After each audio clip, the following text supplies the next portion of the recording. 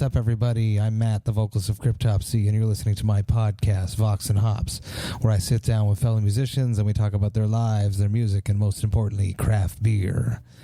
Here we go, another week of the Heavy Montreal interviews, which I did 2 weeks ago on site at Heavy Montreal. I had a blast. As I mentioned last week, I recorded a total of 18 interviews. It was insane. I'm super excited to get them out to all of yous. So here it is, episode number 47. I have to tell you that I was very, very nervous when recording this interview. And as I was editing it, I could feel it. You let me know what you think. This is it, episode number 47 with Adam D. from Killswitch Engage. I warn you, what you are about to hear is very disturbing indeed. Hey, what's up, everybody? Today we are at Heavy Montreal, and I'm with Adam D. from Killswitch Engage. Howdy, howdy. Super excited to talk to you.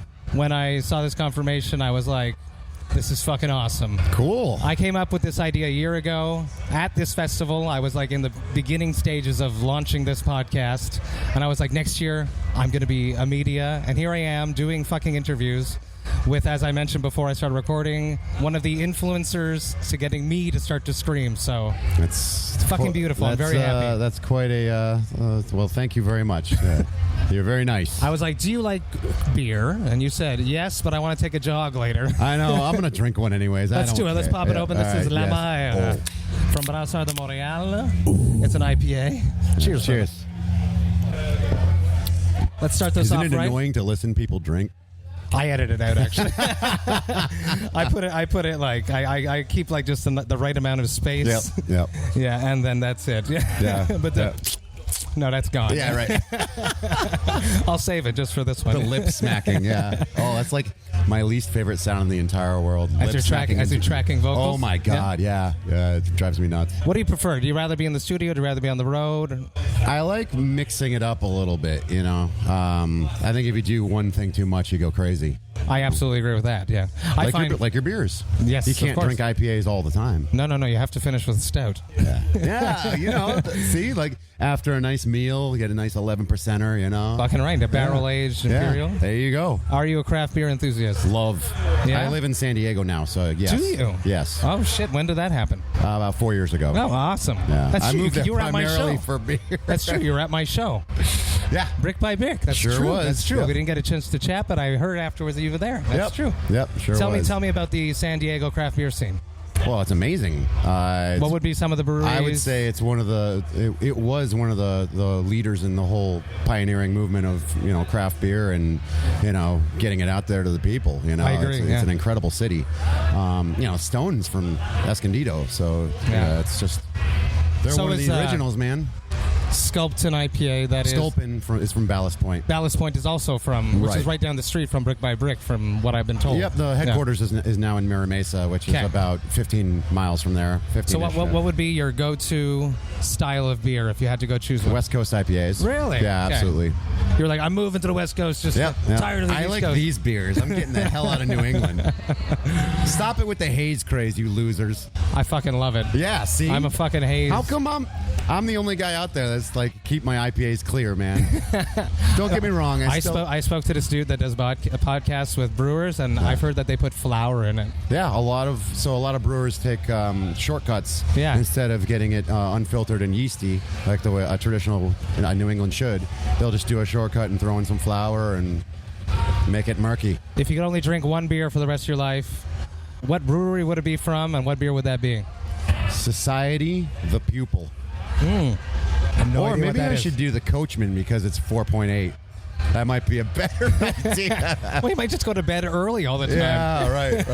How come I'm in bed by 7? Why do I have a headache every day? What is the question that you hate getting asked the most during interviews? I know what mine is. Where did your band name come from? Really? Okay. Yeah. I can see that. You can just find that in Wikipedia if you'd like. Seriously, yeah. I'm at the point where I just want to tell people I've answered that 1,000 times. Yeah. Just Google it, dude. Yep. You guys have a new album coming out? We do. Do you want to talk about that? Pitch it a little bit. It's the reason why you're doing Not so much really. press. No? Wonderful. Let's move on. Keep drinking beer. I should. No, I guess the whole reason I'm sarcastic about the whole thing is just it took forever to make. And, Really? Oh yeah. What were some of the obstacles? Jesse having throat surgery. Oh fuck yeah, one that's of them. true. Yeah, and then he ran into a writer's block, and then we got offered some great tours we couldn't say no to. And I live in San Diego, and everybody else lives on the East Coast, so there's just a lot of things that go into the scheduling of it all that just really screwed things up. What was that moment like when you got that call from Jesse saying that his throat was just had to go into surgery? Well, there was good news and bad news. Obviously, surgeries are scary; they're terrifying. But this is something he's dealt with for his entire career. I feel like I remember that. That's why he left the band. Yeah, like initially, way back in the day, in 2002, whatever it was. We did that tour with Soilwork and I think it was Hypocrisy. Yeah, Hypocrisy and Soilwork. And who was the other band? There was one more band on there. God, why can't I my memory's fucking shot. Wait, when you do that many tours, it all sort of becomes one. Yes. But he Dark Tranquility. I did it. He had a tough time every night. Like, just he'd have sore throat. He'd have a tough time getting the notes, keeping his voice strong. It's hard to sing and scream to find that balance, right? And then when he joined the band, it was better, but he still was always like, he can't drink alcohol. You got to sleep. He's got to sleep. Yes. He can't talk to people. Yes. On days off. This is all excellent advice for people out there. This was all due to the fact that he had polyps on his vocal folds. Like, they would just, once they become inflamed, they just get in the way, and your vocal folds don't work properly. So having the surgery, removing them, makes it so they work more efficiently. They work better. Absolutely. And now there's nothing blocking them. He doesn't have to push it extra hard to make them stick. Yeah. And now he doesn't have to do such a, so he doesn't have to take care of himself as much, I guess, if you could say it like that. So he's having more fun. Yeah, he can actually have a couple drinks, and he can... Which in turn means you guys get to all have more fun. Yeah, it's just more relaxed atmosphere, and he's less stressed out, which is great. It's much better that he had the surgery, and we found out it's a very common surgery, and a lot of singers actually have that. So. It has not happened to me yet. I've always been vocally in thank shape, God. and right. I'm working with that. But it's absolutely... watching the alcohol intake, sleeping, if your voice is tired, just shutting the fuck up. Absolute excellent advice for any of you vocalists out there. I'm bad at the first one. Yeah. The drinking? Yeah. But it's just so much fun. I love beer. It's just so much fun. Yeah. Yeah. It tastes good. And it just, it loosens you up. And when you have to be a social animal, or you appear to be a social animal. I know. How much of that is just hiding your insecurities? Yeah, right? You just hit it right in the nail right on the head. You know what I mean? Like let's have little voice, we have a really serious conversation. That little I'll just voice in your break head, down and cry. Yeah. What would be the soundtrack to your youth? Did you grow up in a house with music around it? Yeah. Well, my parents listened to a lot of folky stuff. I think the hardest they got was like The Who or Led Zeppelin, which I love listening to now. So it's funny how that happens. Yeah, it's stuck with me. Yeah. But I obviously gravitated more into the louder stuff. It started with more like the Van Halen and AC/DC stuff, and then that led into more of a Metallica, like punk rock, Slayer, and then more underground metal, and now I just love death metal. Really? Hence why you're at my show. Yeah, exactly. Yeah. You guys sounded great. Thank you. Yeah. Yes. Cheers Amazing. to Alexander Kendrick, Vox&Hops alumni, for making us sound decent that night. It was a great show. It was so fucking hot. Yeah, they don't have air conditioning there. Yeah, and I have fun. Yeah. I believe it belongs to As I Lay Dying Dudes. Am I correctly? Exactly. Yeah. It's a great night. Super fun. It's great that San Diego has a venue like that now too, because it was never really like a super big metal city, but I think it's funny because a lot of metal bands come from there. I know. Yeah, Cattle. You got Disgorge, USA Disgorge. Yeah, but it's pretty cool, man. It's it seems like the shows are well attended there now, and it's the scene is alive and well there. It's great to see. What is a band that you think people are sleeping on right now? I don't know, man. As far as death metal goes, sure, yeah, or even better. Well, I'm so into Power Trip right now. They're not death metal. Yeah. But, they have elements. For sure. I feel like they should be having a lot more hype than they're getting. I feel like they're doing pretty good. Yeah. I'd love to play with them. Yeah. Yeah. Right. They seem to really like Obituary. Is all I'll say. Yeah. Yeah.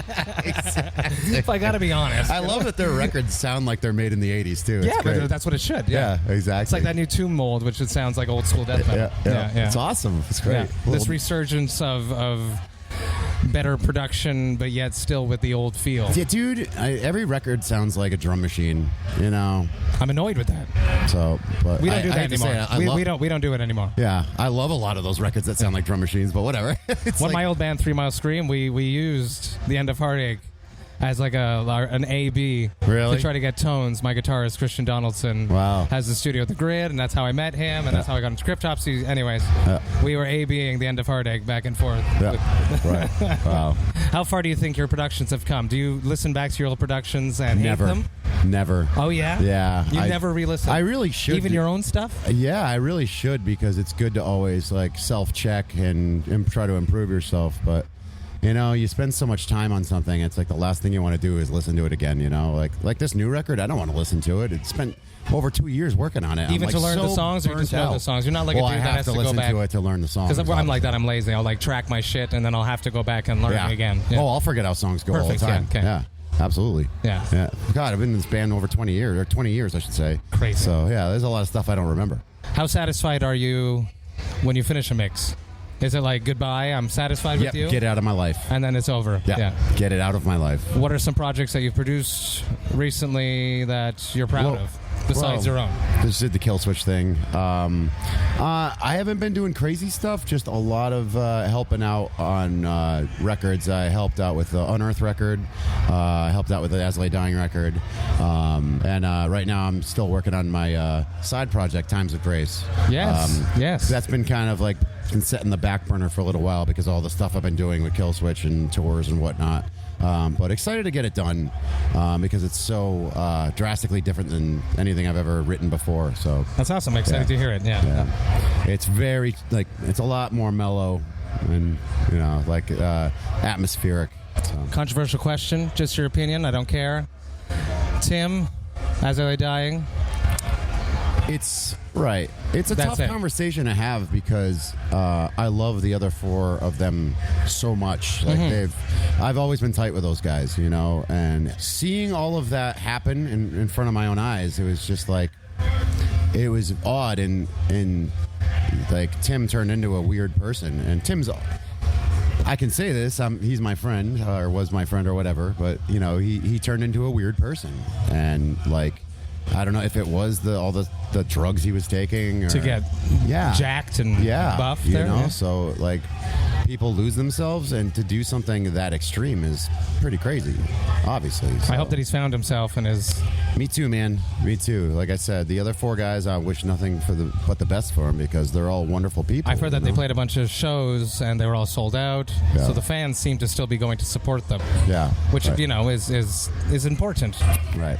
And if you want to stand behind something, there's nothing. There's I feel you do your time. Yeah. You should be able to move on. If he actually is going to be a spokesperson for standing up against spousal abuse, or stuff like that, spousal abuse and domestic abuse, and drug addiction. Maybe he can twist it into a good thing, and absolutely, that's get the message out there. That's what he should do.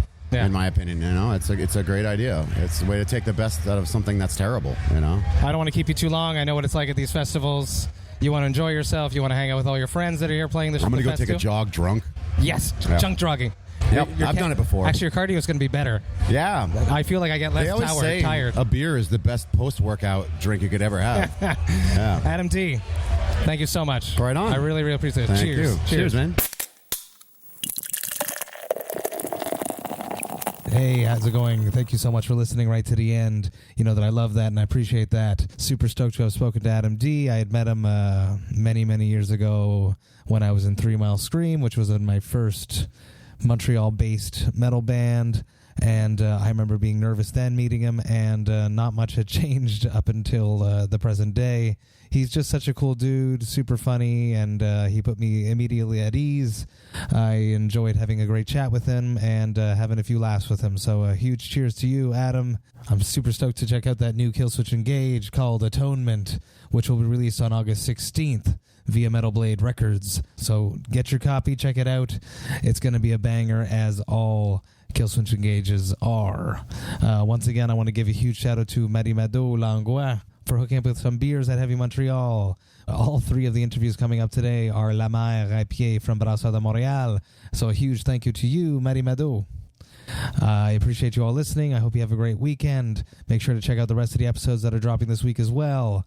I got some great stuff coming up with Vega de la Roca from Metalachi and Eric Danielson of Watain, so don't miss those. I hope you have a great weekend. I hope you have a great week. Hang out with your friends, hang out with your loved ones, and most importantly, don't forget to enjoy life, metal, and craft beer. Cheers, Vox and Hops heads.